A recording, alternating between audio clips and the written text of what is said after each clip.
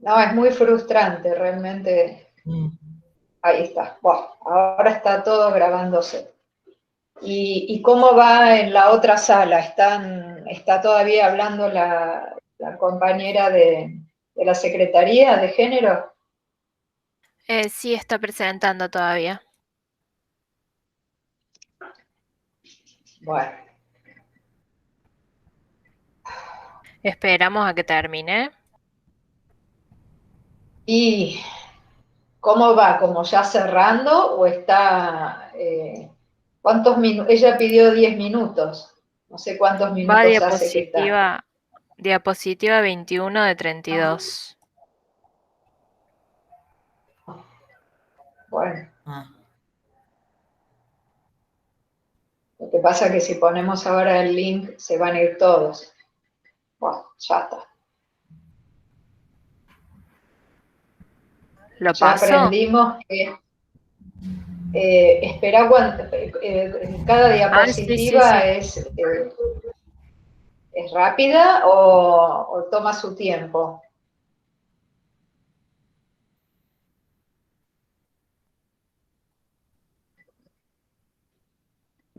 Bueno, mientras yo estoy creando como el nuevo aviso en el ABP. No lo publico Bueno, todavía, pero lo voy creando. en el ABP y lo copias en ese chat también, ¿no es cierto?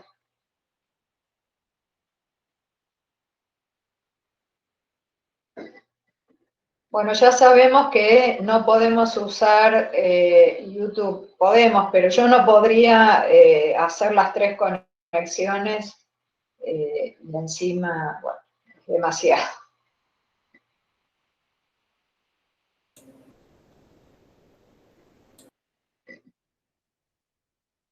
Bueno, ya sabemos que no podemos usar YouTube. Podemos, pero yo no podría hacer las tres conexiones encima.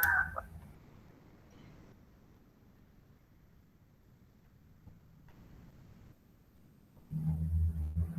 Después, en todo caso, a esta grabación del Meet se le puede cortar la primera parte y subimos. Yo creo que Gonzalo Zavala nos puede ayudar y cortarle el primer pedacito que está todo esto. Bueno, no tiene sentido que quede grabado todo este preámbulo.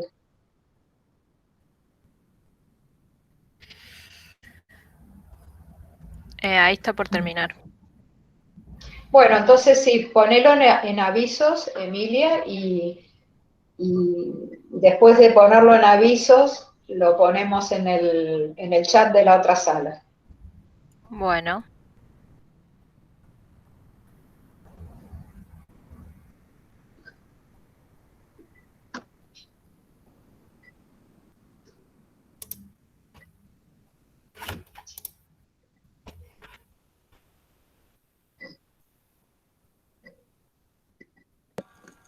Bueno, ahí se publicó. Bien.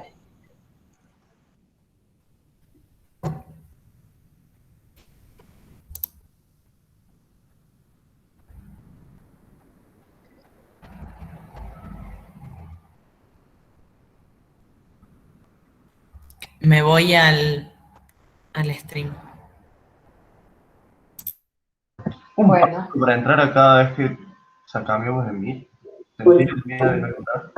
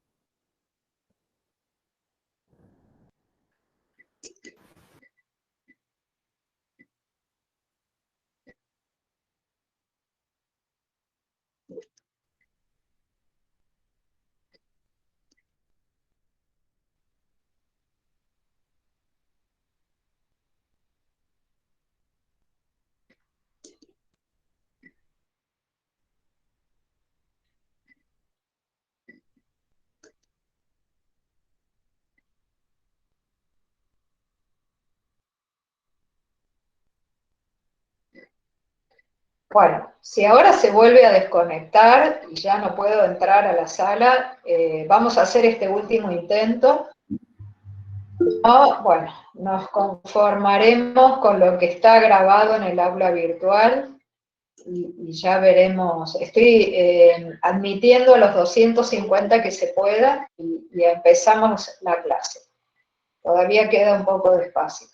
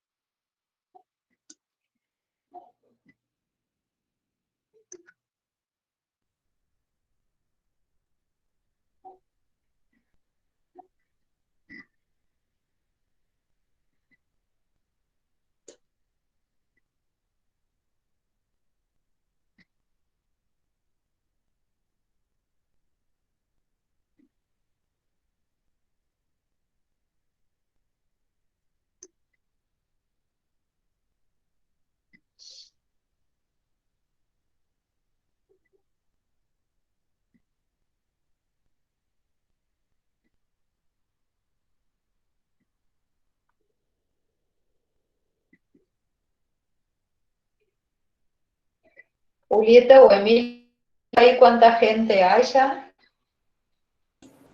Ya está lleno. Llego a los 250. Bueno, entonces empecemos, no perdamos más tiempo. La idea, como decía recién, es aprovechar este momento para las dudas y preguntas de lo que ya supuestamente vieron, que dejé grabados y guardados en el aula virtual, ¿sí? Por eso la dinámica es que ustedes vean esos teóricos, pero además que lean los textos. Para poder aprovechar estos espacios que vamos a tener todos los miércoles a las 12 horas, es necesario que vean los teóricos que ya están subidos y lean los capítulos que vamos sugiriendo en la bibliografía, ¿sí? Bueno, entonces, ¿quién quiere empezar con alguna pregunta, un comentario, algo que les haya llamado la atención de los textos o de los teóricos? Si quieren lo pueden hacer por escrito y si no, lo hacen por el micrófono. Hay ya una pregunta en el chat de Priscila. Bien. Que dice: hola, profe, yo tenía una duda con respecto a los 3 momentos de cura de Elizabeth. No entiendo las técnicas de exhumación y de abreacción. Bien. ¿Se escuchó la pregunta? Sí, profe, se La escuchó. compañera está interrogada, se escuchó, con respecto a las técnicas de exhumación, ¿no? Eso es una forma poética, metafórica, que usa Freud para referirse a la técnica psicoanalítica que empezaba a estar vigente en ese momento, ¿no? De la manera en que Freud se iba aproximando a esas mujeres que en el diagnóstico estaban ubicadas como histéricas, y entonces Freud empieza a trabajar con ellas en sus sesiones de análisis y plantea que el inconsciente era una especie de ciudad enterrada por capas, ¿no? Una capa sobre la otra, como son las ciudades antiguas enterradas. A Freud le gustaba mucho el tema de la arqueología, por eso usaba esa metáfora. Y lo que había que hacer en un tratamiento analítico era ir desenterrando capa por capa para poder llegar a las profundidades de esa ciudad. El año pasado creo que fue, tuvimos la noticia de Pompeya, esa ciudad enterrada bajo cenizas a partir del volcán, en la época del Imperio Romano creo que fue, y sí, en el Imperio Romano. Entonces, ahí es muy llamativo porque los arqueólogos empezaron a desempolvar, a raspar y aparecieron comercios, viviendas, formas, costumbres. Entonces, es interesante la metáfora que usa Freud, porque eso que estaba enterrado es lo verdadero, es son las huellas, las marcas de lo que era esa ciudad, que nos dan información a nosotros de cómo vivía esa gente. Bueno, el inconsciente sería algo más o menos así, una ciudad enterrada que hay que ir destapándola, exhumándola. Ese es el significado de exhumación, es desenterrar eso que está oculto. Y eso que está oculto es lo inconsciente reprimido. Y por eso habla Freud de esas capas y la idea de la exhumación. ¿Sí? ¿Queda más o menos claro? Sí, Bien. gracias, profe.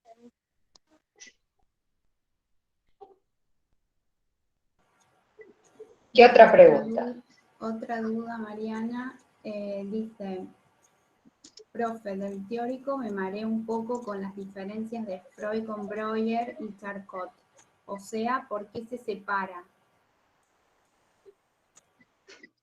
Es una muy buena pregunta, porque bueno, nos ubica en los comienzos de Freud.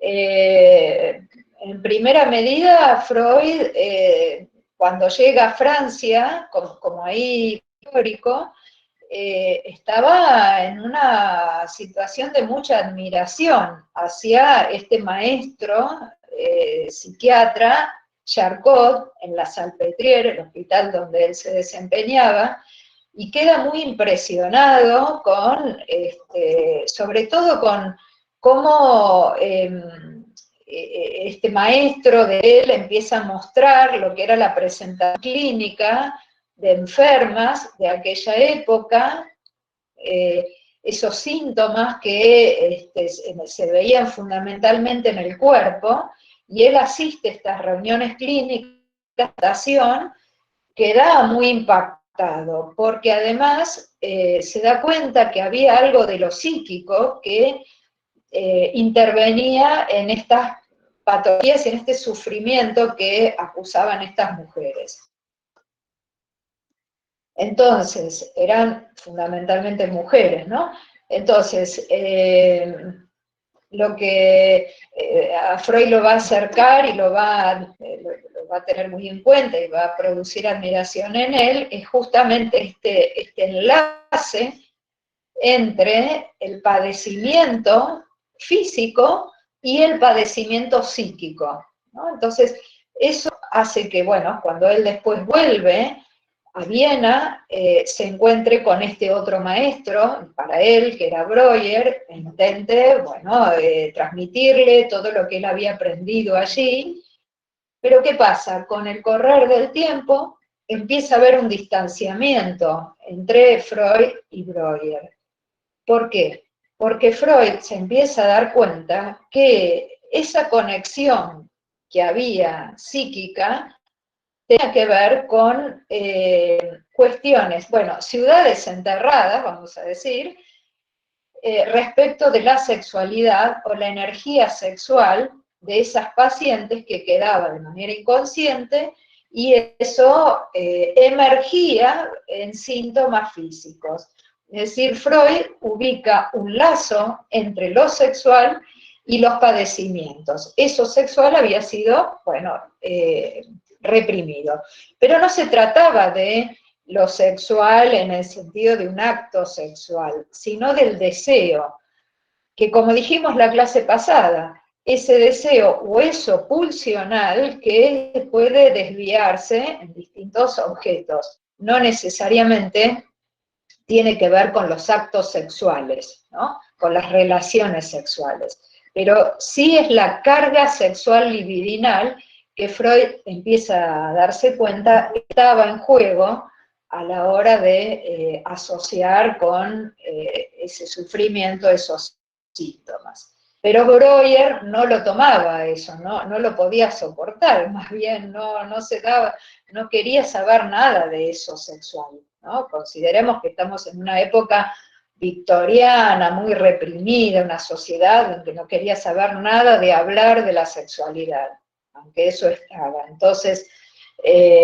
cuando empiezan a generarse estas discusiones, ¿no? Freud empieza a apartarse porque no coincide con Breuer, y Breuer no coincide con Freud. Sin embargo, el texto que tenían que estudiar para hoy, que es Estudios sobre la histeria, lo empiezan a escribir juntos. Los primeros capítulos, el primer capítulo lo escribe con Breuer, Freud, que se llama Estudios sobre la histeria, justamente, es el capítulo 1, escrito conjuntamente. Pero después, Freud nos aclara que, a pesar de que deja ese capítulo ahí cuando publica las sucesivas ediciones de este tomo, de este libro, Estudios sobre la histeria, le va a agregar los historiales clínicos. Y vamos a tener a Ana, a Emi, a Lucy, a Catarina, a Elizabeth, agregados a posteriori por Freud en este libro, ¿no? Entonces, bueno, Freud tiene la honestidad intelectual de dejar ese apartado que había escrito con Breuer, pero en el mismo libro, a continuación, ya a partir de el capítulo sobre el mecanismo psíquico de fenómenos histéricos, comunicación preliminar, y luego vienen los historiales clínicos, ya va a ir poniendo Freud sus pies de página, contándonos a los lectores cómo él se empieza a apartar de este maestro que es para él. Y tenemos ya en el capítulo 4 sobre la psicoterapia de la histeria, solo escrito por Freud, y bueno, eso es ya definitivamente la separación o la distancia que toma Freud de Breuer. No sé si respondo a la pregunta. Sí, profe. Profe, ¿yo le puedo hacer una pregunta? Usted cuando explica... Sí, por supuesto. Bueno, usted cuando explica en el video histeria y después empieza a explicar obsesión, hace como un comentario como que hay una rivalidad entre histeria y conversión. ¿Lo puedo explicar un poquito? No sé si te referís a la parte en donde trabajo las estructuras clínicas. Exactamente, Si sí. se trata de esa parte. Es ahí, donde usted explica Claro. las estructuras. Bueno, sí. Ahí lo que pasa es que, bueno, esa es una pequeña introducción que hago en la clase para después poder entender de qué se trata la histeria, porque todavía no estamos trabajando con el modo de funcionar obsesivo. En estos textos primeros que estamos viendo, que son justamente estudios sobre la histeria, Freud prácticamente no habla, creo que directamente no menciona nada en relación a la obsesión como modo de funcionar.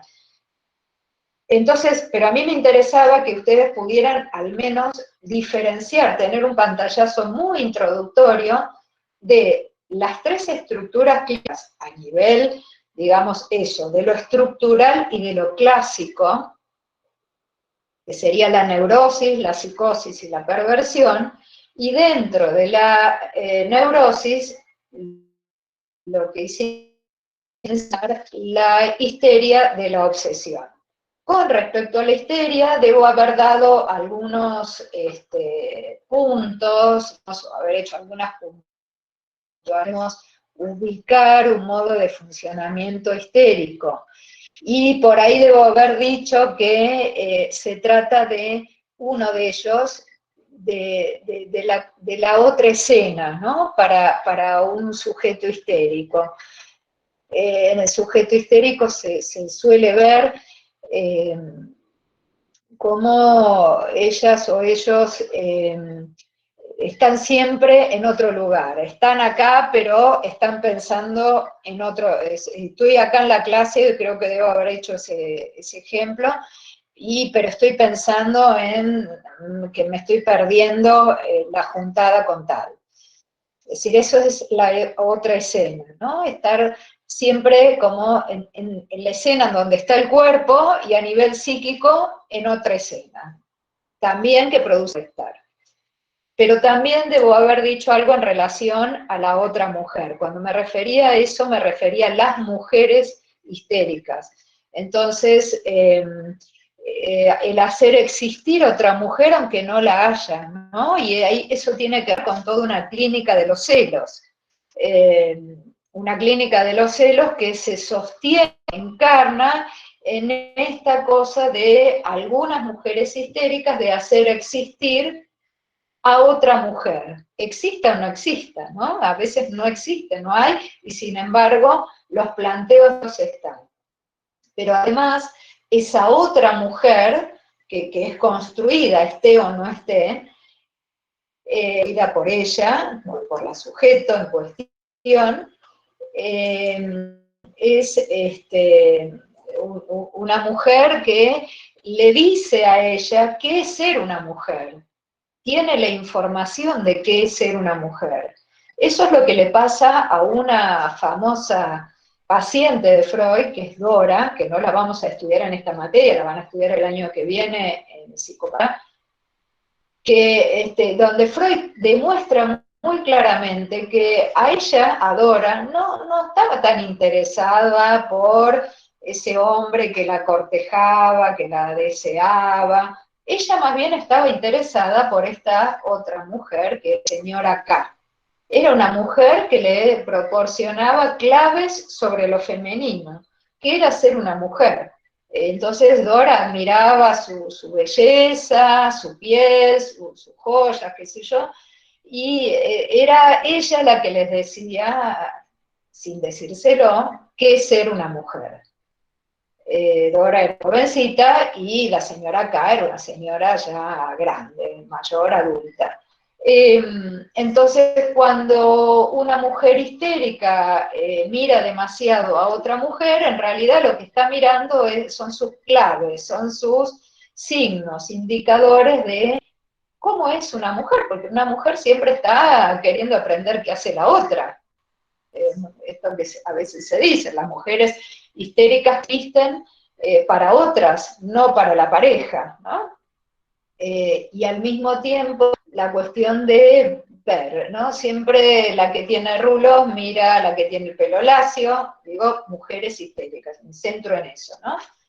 Que son las mujeres con las que trabajaba Freud. Hoy sabemos que, por supuesto, que hay hombres histéricos y hay cualquier posición que podamos pensar y que tiene que ver con las personas trans. No tiene nada que ver si se es mujer, si es hombre, o lo que se fuera a ser, sino, o lo que fuera uno a ser, sino que la posición histérica va más allá del género. Pero en la histeria está siempre esta otra escena y esta otra que le dice cómo ser, ¿se entiende?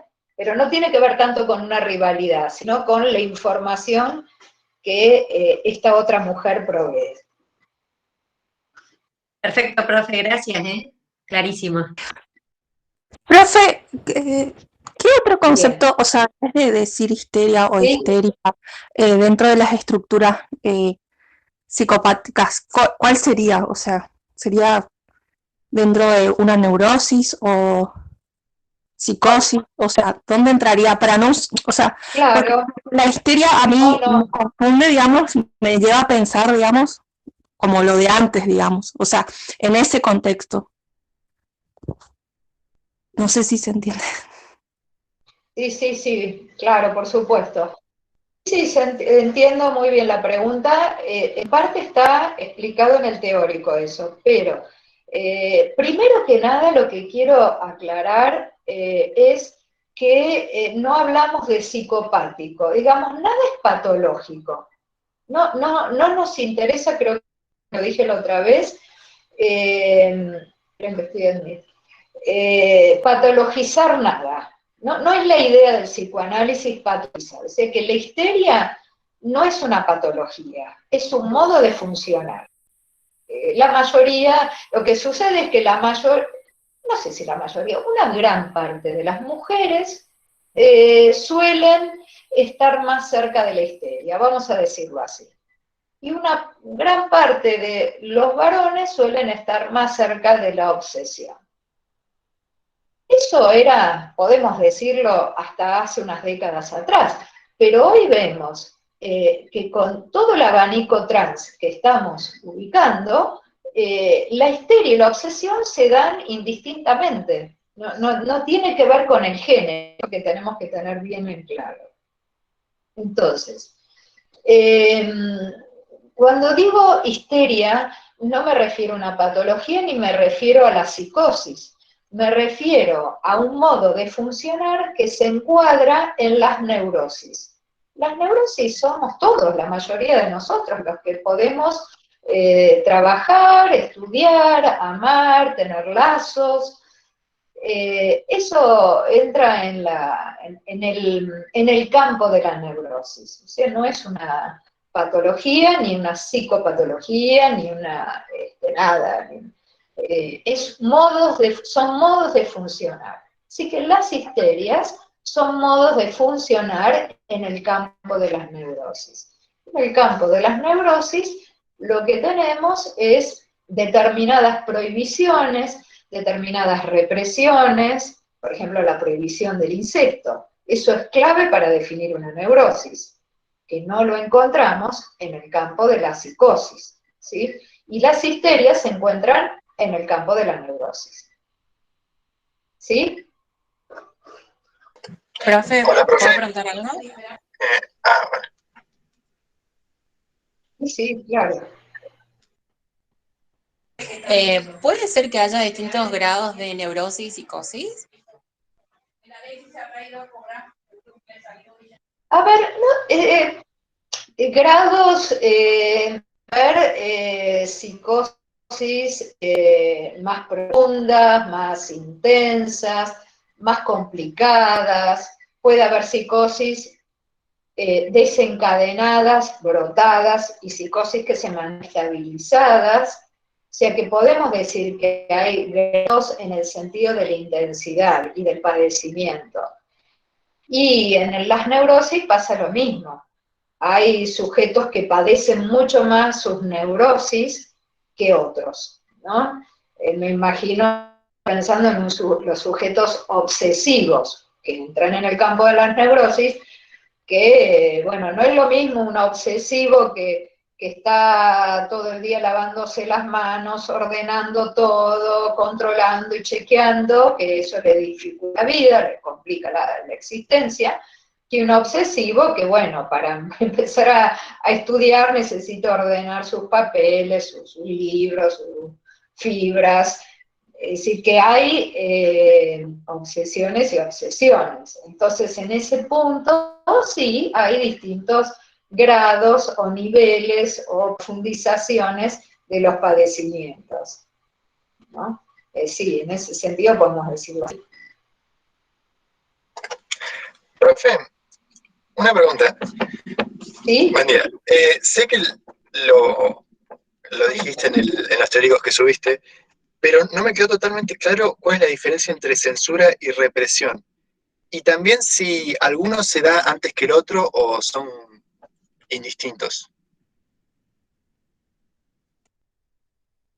Sí, exactamente, está bien la pregunta, porque no son lo mismo. Si bien en Freud no está demasiado preciso, o cuando vamos leyendo un poquito nos perdemos, pero lo que funciona a nivel de mecanismo para que se instale la neurosis y por lo tanto la obsesión es el mecanismo de la represión.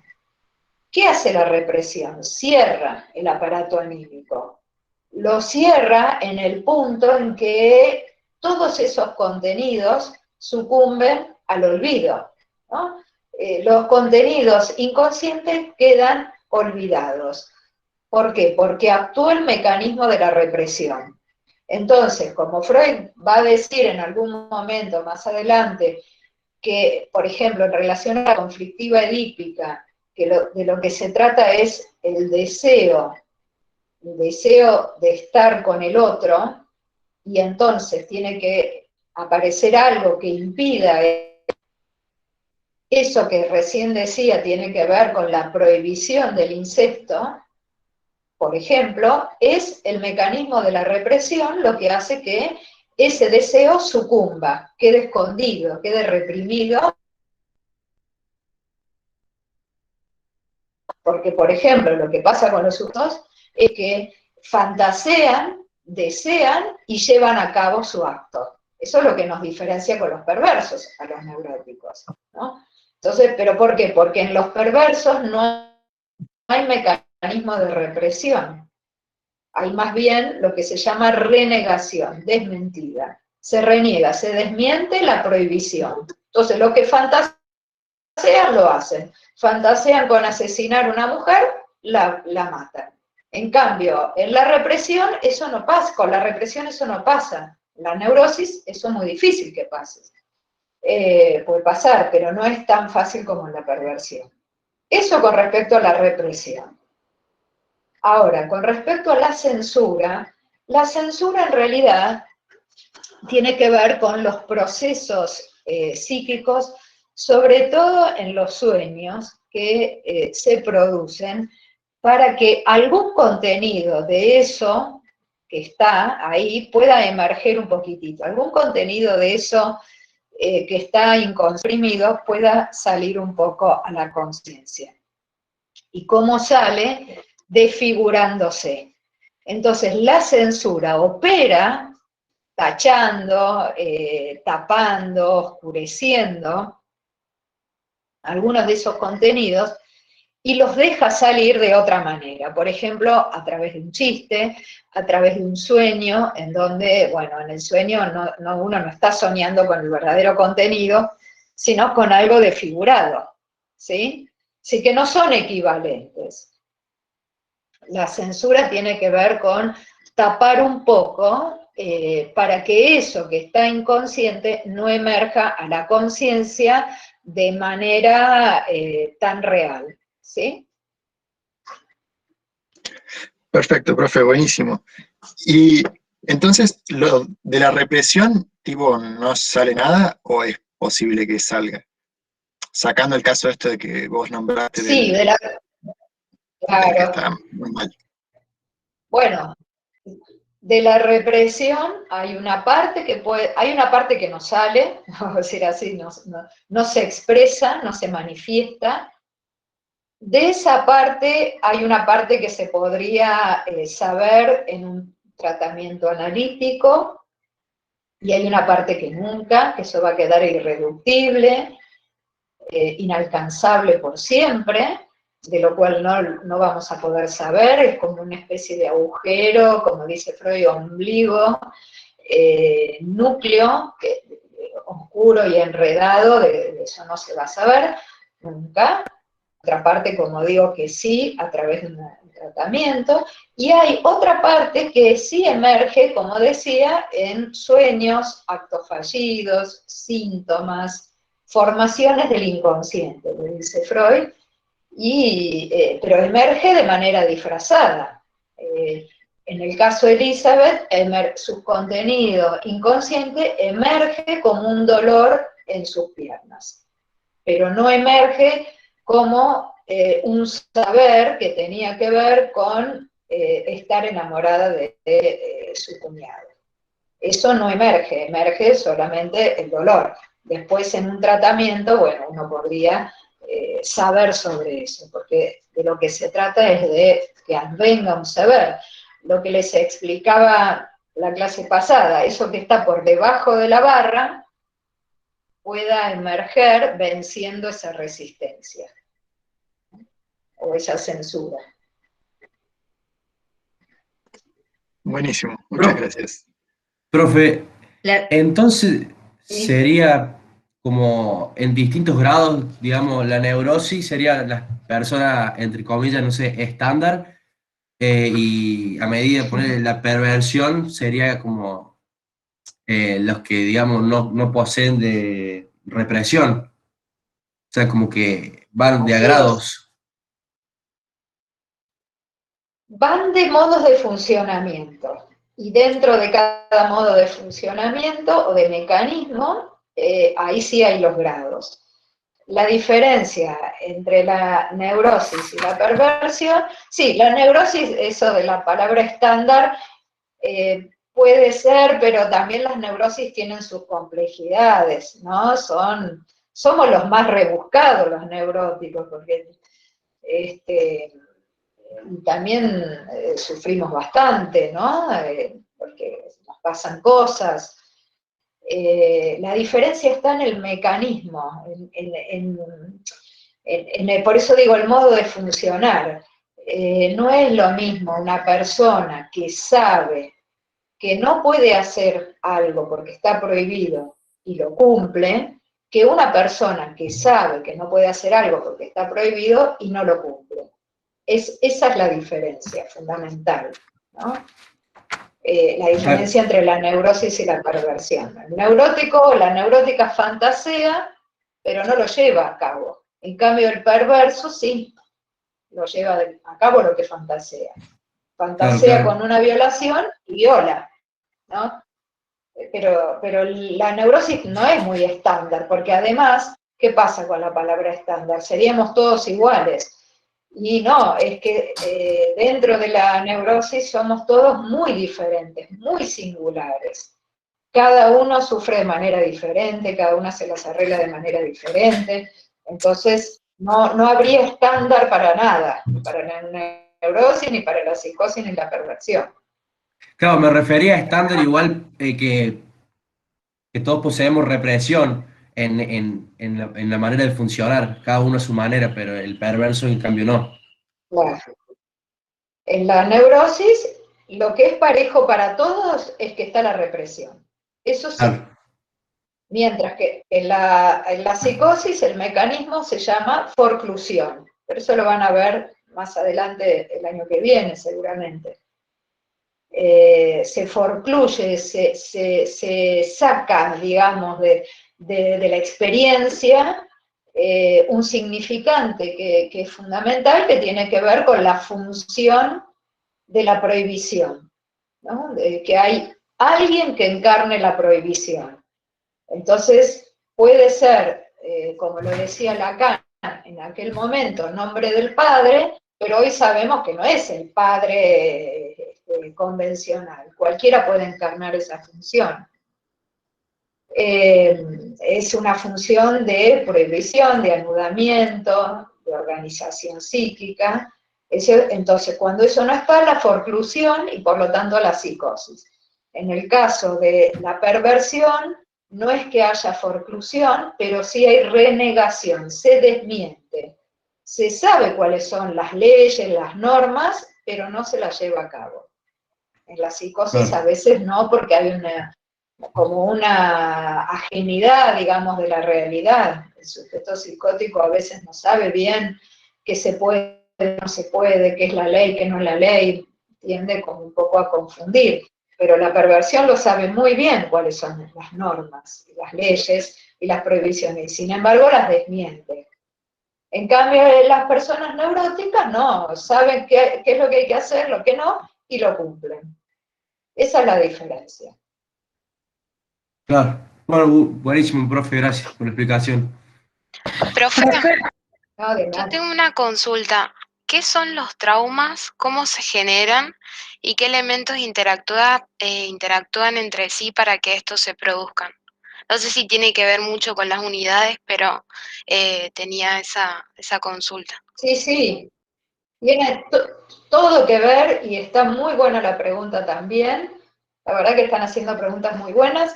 Es importante poder ubicar que Freud, al inicio de su recorrido, en este momento que estamos estudiando ahora, los primeros textos, las primeras formulaciones, consideraba que para que se instale una neurosis tenía que haber acontecido a temprana edad un trauma.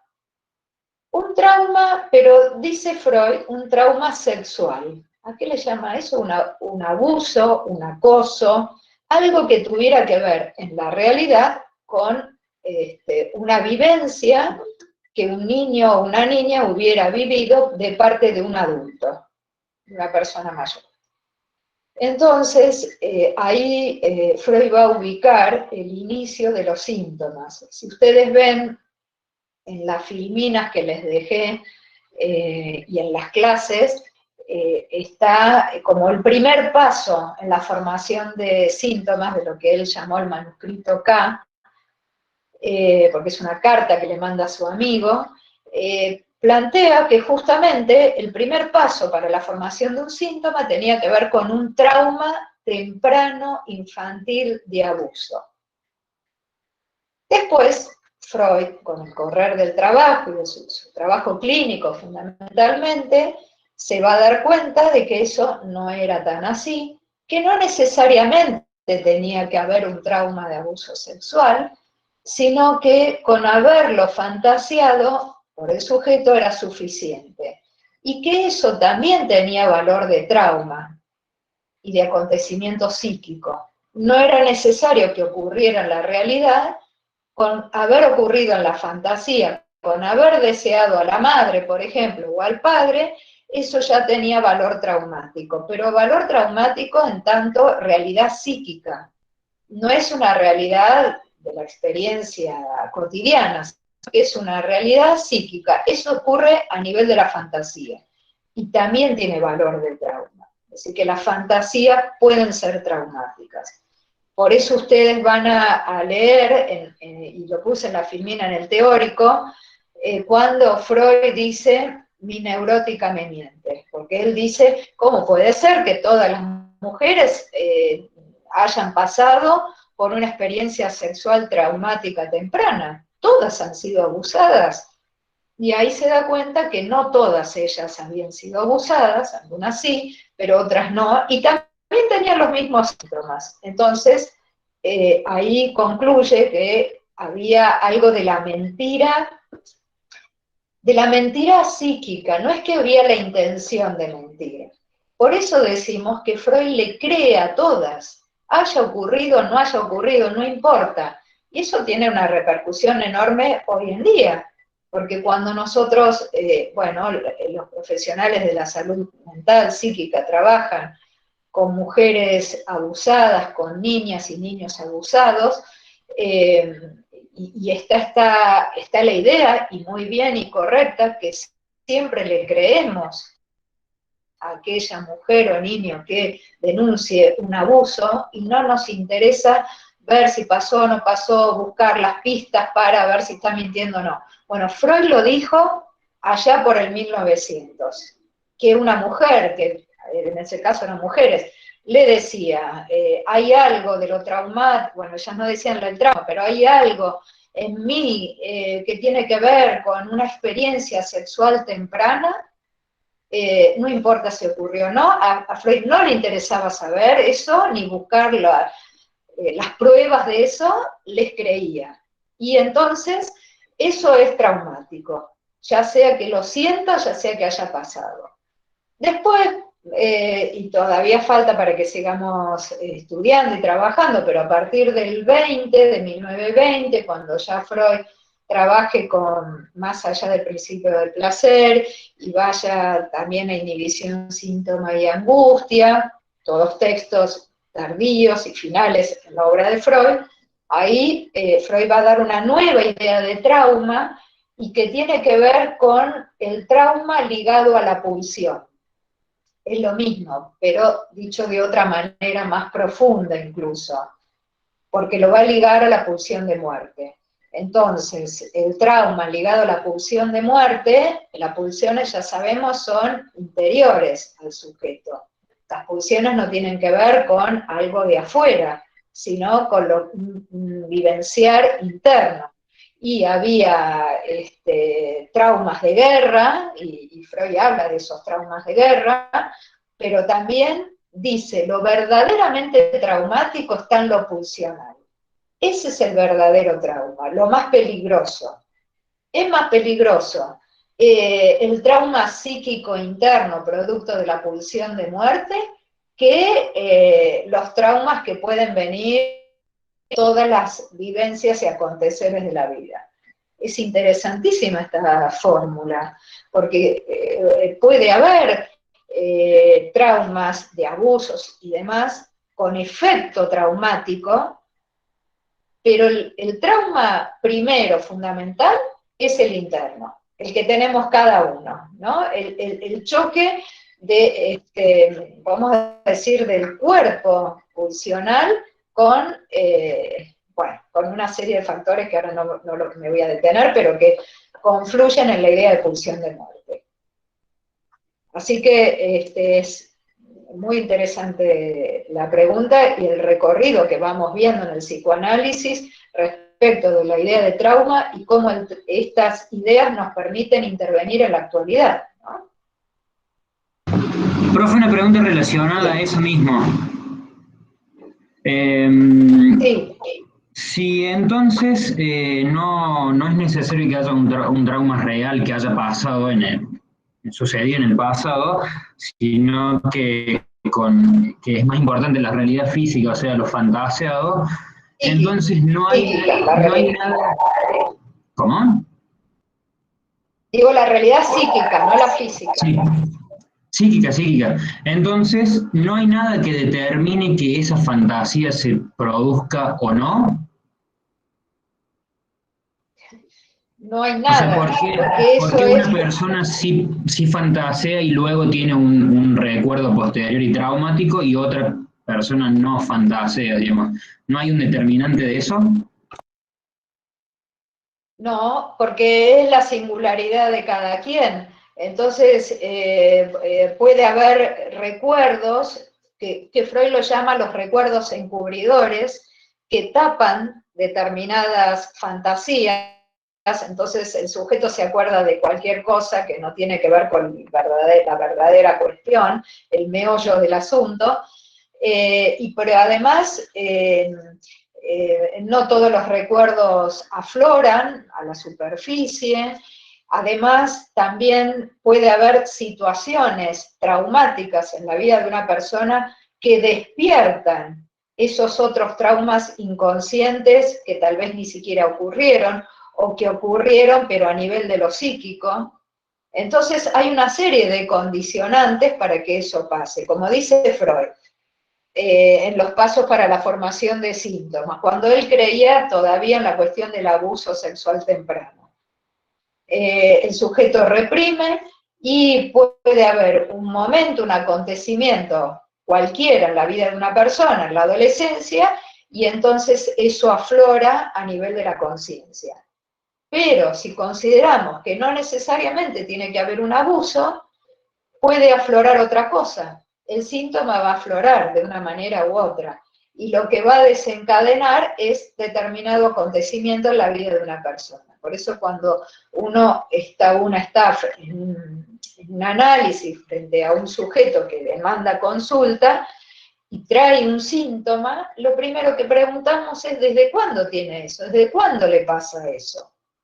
¿No? Si su síntoma fuera un tremendo dolor de cabeza y no hay razones orgánicas, vamos a preguntar ¿desde cuándo tiene ese dolor de cabeza? Bueno, y ahí podremos saber desde que me separé, desde que falleció tal, desde que perdí el trabajo, es decir, que hubo acontecimientos traumáticos que despiertan algo de lo sintomático y que después tenemos que ver qué hay atrás de ese síntoma, ¿no? ¿Qué está escondiendo? Eso es lo que está inconsciente. Ese pulsional traumático, ¿no? Esa pulsión de muerte que empuja, pero que está escondida. ¿Sí? Así que los acontecimientos traumáticos de la vida cotidiana, las pérdidas, los dolores, las angustias, los movimientos en una persona, que son dolorosos, pueden abrir eso que estaba escondido. Gracias. Profe. No. ¿Sí? ¿Sí? Sí, profe. Yo tenía, siguiendo con la cuestión del trauma, a ver, para explicarme, o sea, el hecho puede ser traumático o no, o sea, hay un núcleo, por ejemplo, no sé, un abuso, ¿no? No, lo traumático no es tanto el hecho en sí, sino más bien lo que tiene que ver con el otro, ¿no? Porque, no sé, a ver, un abuso no es, lo traumático no es el abuso, sino más bien, por ejemplo, qué era lo que hacía la madre que no lo cuidaba, o qué era lo que hacía el hermano que no estaba ahí, lo que sea, sino, o sea, eso es lo que voy, ¿no? Con que el otro es lo importante Efectivamente, a la hora de hablar del trauma. efectivamente. Has dado en el clavo, porque son dos situaciones traumáticas, tanto el abuso como el descuido del otro, ¿no? Entonces, para el sujeto, tienen los dos un valor diferente, pero tienen valor. Hay un caso, bueno, hay un montón de casos, por supuesto, pero hay una autora francesa. Ay, no me puedo acordar ahora el nombre, ya se los voy a ver si las chicas se acuerdan, pero bueno, ya lo voy si no se los paso después, que ella escribe su biografía, ya ahora es una mujer adulta, y ella habla del abuso que sufrió. En realidad, ahí está la cuestión, ¿no? Porque es un fino y delicado límite. Ella tiene una relación de pareja a la edad de 11, 12 años con un hombre de 50. Tal vez me estoy equivocando algunos datos, y no tenía 12 sino 13, bueno, pero después lo veo bien. Pero la idea es esta. Era una adolescente muy pequeña y tiene una relación de pareja con un hombre de 50. Y ese hombre, en esa relación de pareja consentida, porque había un consentimiento del lado de ella, la somete a ultrajes, a violencias, a cuestiones sádicas de todo orden. Y ella dice, finalmente, ya pudiendo haber analizado esto y ya siendo una mujer adulta, que lo verdaderamente traumático para ella, sí, fue muy traumático lo que vivió con este hombre, pero lo verdaderamente traumático, lo más traumático, no lo verdaderamente, lo más traumático para ella es haberse enamorado de ese hombre, ¿sí? Sí, es terrible todo lo que pasó y eso es traumático, pero lo más traumático para ella es haberse enamorado de un hombre así. ¿Ven que no pasa por la cosa solamente por la cosa terrible, sino que también pasa por cuestiones psíquicas, lo traumático, el amor como una cuestión psíquica. Y ya pudo salir de ese infierno. Pero ahora, a la distancia, y siendo ya una mujer adulta, escribe eso. A mí me parece que es muy enseñante, ¿no? Desde la vivencia de una mujer que ha pasado por todo, poder ubicar su trauma, ¿sí? Profe, pero en ese caso, Vanessa, anótalo. Espera, acá está, acá lo encontró Emilia. Vanessa. Springora. Para que puedan leerlo. Springora, ahí está. Excelente. Sí, Gabriel. sí, profe, ahora en ese caso de la mujer esta que usted nos da el ejemplo, desde el punto de vista psicoanalítico, digo, cuando ella dice enamorarse, ¿no está en ese término, digamos, implícito también algunas cuestiones por ahí no resueltas de esa mujer en base a ese término? Digo, porque, no sé, es raro. A ver si me puedo explicar. Totalmente. No, se explica perfectamente y ese es el punto, justamente. No cualquier adolescente se enamora de un hombre así. Ella dice, y usted lo ubica muy bien, habla de amor, pero eso uno sabe desde el punto de vista psicoanalítico que está lejos de ser amor, que eso tiene que ver con lo pulsional mortífero, ¿no? Eso está ligado a la pulsión, no al amor, a una posición de ella, que pudo estar también, porque ella creo que tenía estaba en una clase, no es el caso de algunas otras mujeres que no pueden salir del infierno debido a sus condiciones socioeconómicas, a un montón de situaciones. Pero ella podía haber salido de ahí, sin embargo ella se sentía, lo ponemos entre comillas, como bien apunta, se sentía enamorada. Así que, pero claro, coincido perfectamente que eso no es amor. El amor tiene que ver con otra cosa. ¿Y se puede En asociar todo con caso el podemos padre? decir, consintió con la relación habiendo podido irse de ahí, ¿no? Claro, claro, claro. ¿Cómo? Sí, se podría Claro, asociar con el padre. Profe, ¿Con el después otro padre tema. de ella? Claro, o sea, o sea, esta cuestión de haber salido con un hombre tan grande, adulto, tan mayor, esta No, ausencia del porque si padre. lo pensamos ahí, sí, entiendo a dónde apunta la pregunta y está bien, pero si lo pensamos desde ese punto de vista, nos quedamos en reducir la cosa a que todo tiene que ver con el complejo de Edipo, y no es así, ¿no? Hay otras razones psíquicas para someterse a una vida como esa y no tienen que ver con el padre, ¿no? Sí, porque es también otra de las revisiones que en el psicoanálisis hacemos.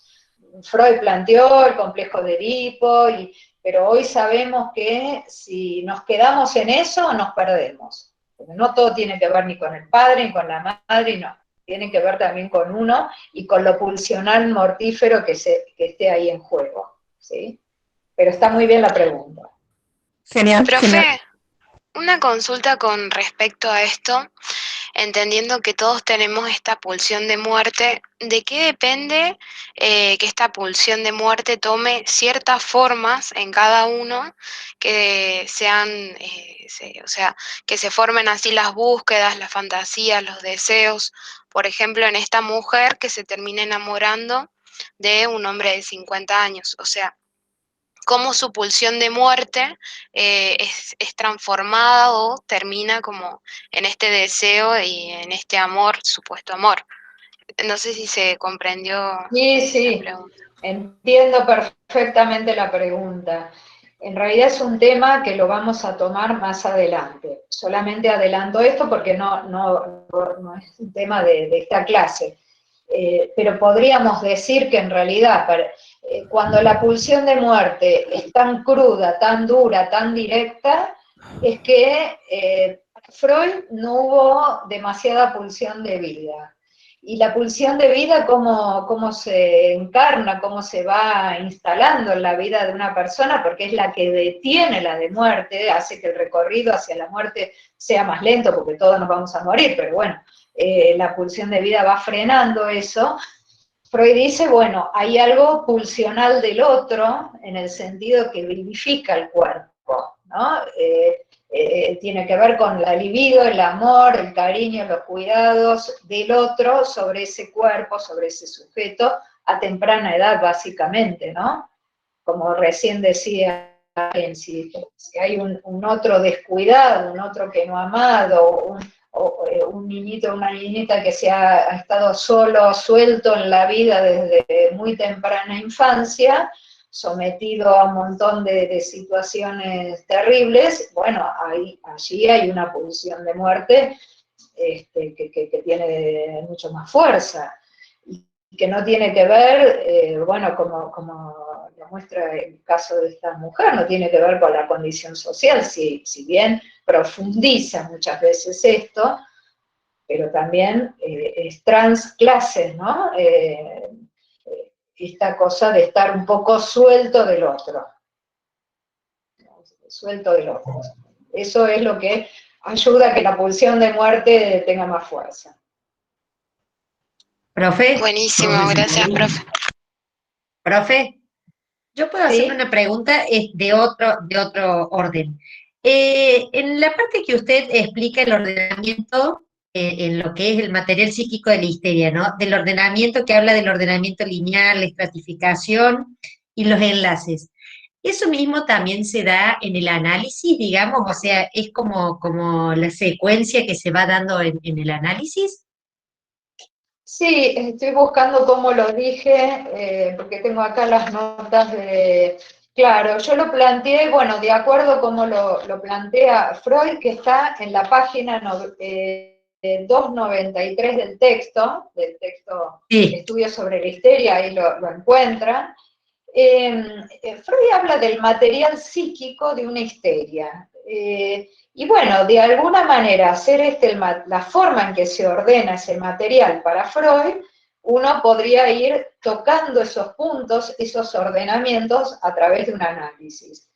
No quiere decir que esto sea estático y que todos tengan su ordenamiento lineal cronológico de una manera y la estratificación de manera concéntrica, todos parejos, no. Lo que pasa es que Freud trata de transmitir de alguna manera a los colegas de la época, al público, cómo podríamos pensar esto, porque era tan raro hablar del inconsciente en aquel momento, que para poder, bueno, convencer, demostrar lo que decíamos la clase pasada, lo legítimo de plantear el inconsciente, arma este esquema de manera didáctica. Pero tiene su verdad en el sentido de que uno trabaja analíticamente de esa forma. A veces se van tocando temas de manera lineal, es decir, que como una forma cronológica, se empieza por el final, se avanza, me acordé lo que en realidad, hablando de en la sesión pasada, me acordé de una escena, de una historia a los 15 años y tal, y lo cuenta, y después desde esa sesión dice, no, pero ahora me acordé de algo más a los 5, entonces ahí tenemos un sentido lineal cronológico. Pero también dice Freud a nivel de la resistencia, de cosas que pueden pasar más o menos para la misma época, pero una cosa es más reprimida que la otra. Entonces ahí está lo de la exhumación, se van levantando las capas y se va trabajando por niveles de resistencia que pueden haber acontecido más o menos para una misma época o no. No tiene que ver con lo cronológico. Y también la cuestión del núcleo patógeno, que es lo que recién decía, lo inaprensible, lo irreductible, lo que nunca le vamos a poner palabras, lo que nunca vamos a recordar, y bueno, eso queda, ¿no? Aunque haya un final de análisis, que el sujeto haya concluido con su experiencia analítica, siempre va a quedar un resto que seguramente va a tener, como les contaba la clase pasada, sus efectos en la vida anímica, pero eso queda, ¿no? Eso sería el núcleo patógeno. A partir de ahí se ordena todo lo demás. Profe, Con una respecto a pregunta. este tema, gracias, profe. De nada. profe, sí, con respecto a este tema, esta pregunta, esa parte que habla de estratificación de manera concéntrica, ¿a qué se haría referencia? Porque no me queda claro del todo. No, porque es también una figura, porque si hay un núcleo patógeno, es decir, que nosotros imaginemos que no tenemos el pizarrón ahora, pero imaginemos que este es el núcleo, y alrededor del núcleo, concéntricamente, se van ubicando los temas en función de cuánta resistencia ponemos a recordarlos. Es eso. Así que esos temas están enlazados al núcleo patógeno a través de hilos lógicos, pero de manera concéntrica, alrededor. Mientras que de manera lineal lo haríamos así, es una línea recta, ¿no? Cronológicamente. ¿Vieron las líneas del tiempo? Esto pasó en 1990, esto en 95 y así, una línea recta. En cambio, concéntrico es porque está alrededor del núcleo patógeno en términos de resistencias de temas. Gracias. Profe, con respecto a la disolución del síntoma, el síntoma traído como una situación traumática. Bueno, no sé, digamos, cómo es la metodología de la primera tópica, pero sé que agarraba 3 puntos, como que era que, digamos, recordar de manera luminosa el recuerdo, Después, convocar, digamos, el afecto acompañado del recuerdo y que lo exprese el enfermo, la histérica, digamos. ¿Es así, digamos, como se disuelve, digamos, el síntoma para llegar al resto o cómo lo encaramos nosotros, digamos, en esta unidad? A ver, primero, vamos a decirlo a nivel del psicoanálisis hoy. Primero no diríamos enfermo hoy, pero Claro. Freud dice así, las enfermas y qué sé yo, pero para mí me gusta ir aclarando, ¿no? Porque si no, nos queda la idea que el psicoanálisis patologiza. Entonces, por un lado eso. Por otro lado, los síntomas también, esto lo digo hoy, no es de Freud, lo decimos hoy desde el psicoanálisis, nunca se eliminan del todo. Los síntomas, porque hay un resto, entonces siempre vamos a tener nuestros síntomas, pero de manera más reducida, más cómoda, menos molesta, nos vamos a amigar con esos síntomas. Ahora vamos a Freud. Freud sí sostenía la idea de que, al principio lo decía, había que eliminar esos síntomas. ¿Cómo los eliminamos? A través de un advenimiento de saber. Como bien dice el compañero, es decir, poner luz a eso que estaba oscuro. Al ponerle luz, adviene un saber, el sujeto se anoticia de sus historias, sus vivencias inconscientes. Entonces, algo de esa iluminación. Pero también está la cuestión del afecto. El afecto, pero el afecto no es sentir afecto por alguien, el afecto es el cuerpo afectado, es decir, el cuerpo tomado por el síntoma, o los síntomas. El afecto, el cuerpo afectado de Elizabeth era sus piernas que no las podía mover y su espalda que le dolía. Está afectado, cargado de libido, por eso es una histeria de conversión. Entonces, en la medida en que se echa luz a esos sonidos inconscientes, Elizabeth resuelve ese afecto del cuerpo. De hecho, por ahí Freud habla de que en algún momento él no se privó de poder verla en un baile danzando vivamente, qué sé yo. O sea, que ese afecto de no poder moverse, finalmente Elizabeth lo resuelve. Pero el verdadero dolor psíquico era otro, no era eso. ¿Sí? Disculpe, profe.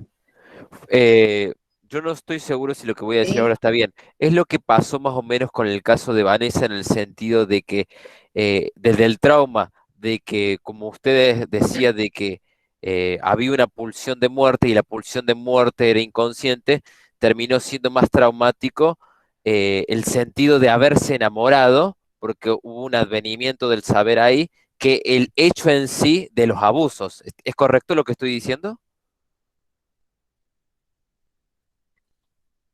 Claro, en Elizabeth no hay abusos.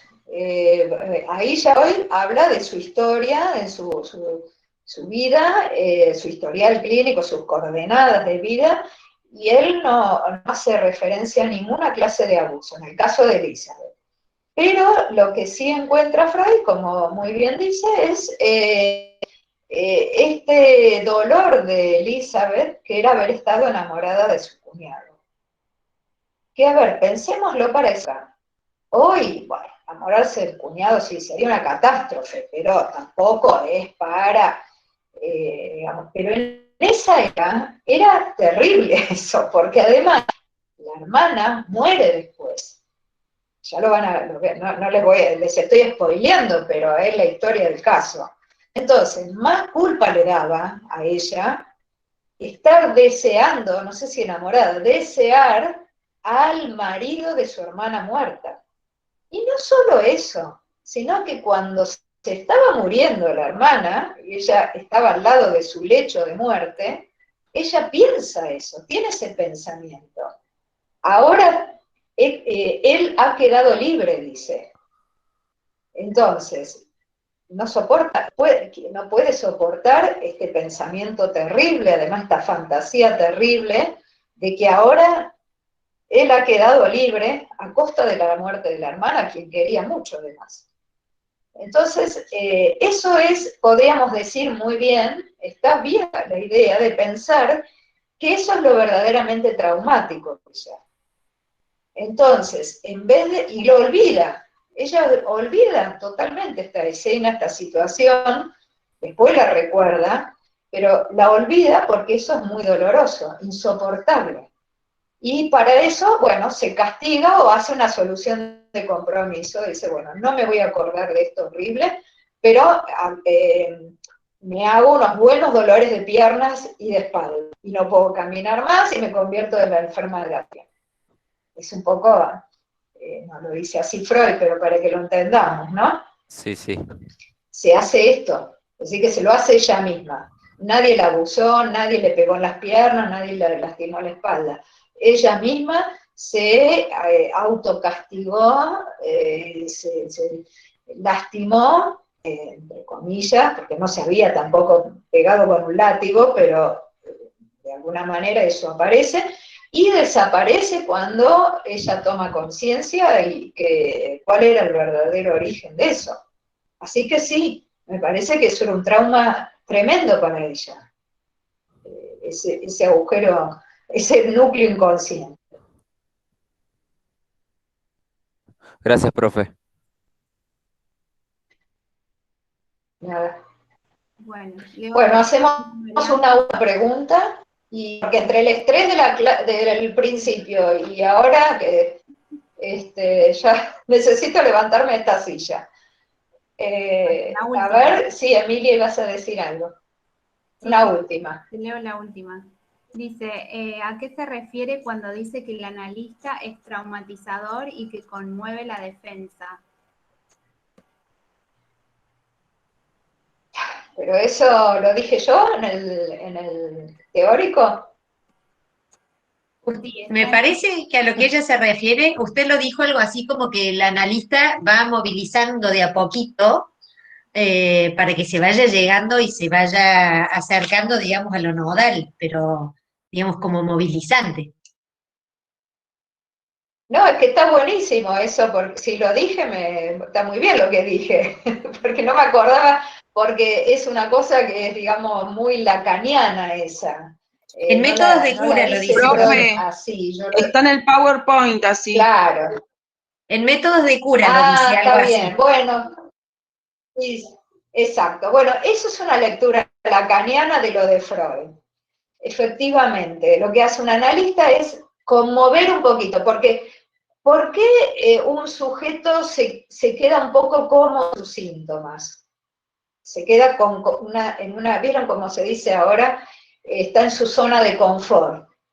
¿Vieron que se usa eso? Entonces, el sujeto se queda un poco confortable con los síntomas y no quiere mucho cambiar.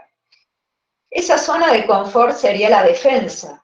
Se defiende el sujeto de ese núcleo traumático del cual no quiere saber nada. ¿Qué hace un analista? Es sacudir un poco eso, conmover esas defensas, golpear un poquito, sobre todo por la vía de la palabra, por la vía de sus intervenciones, de sus actos clínicos, para que esa defensa afloje un poco y podamos saber qué hay atrás de la defensa. Entonces no trabaja por la vía de la sugestión, como dice en el cuadro, en la primera, creo que en relación a Breuer, por ejemplo, ¿no? O Charcot, que usaban la hipnosis y todo eso. No es sugestionar a alguien para que deje de hacer tal cosa, es más bien implicarlo al sujeto, ser parte de lo propio, de lo que le pasa, para eso que quede sacudido y se pueda saber de eso. Porque si sugestionamos, seguimos en la zona de confort. El síntoma se va un poquito y después viene otro, porque total lo que estaba ahí no se fue nunca se supo de eso, no es que se va a ir, no se supo de eso. Entonces, en ese sentido se trata de conmover la defensa traumática para que la persona pueda noticiarse, pueda ser consciente de lo inconsciente, o al menos algunas cosas, y de ese modo echar luz, como dice recién el compañero, y algo de ese síntoma quede en evidencia para poder vivir mejor con eso. Sería así. Bueno, muy bien. ¿Cuánta gente hay ahora en la sala de Meet? 165. 100 menos.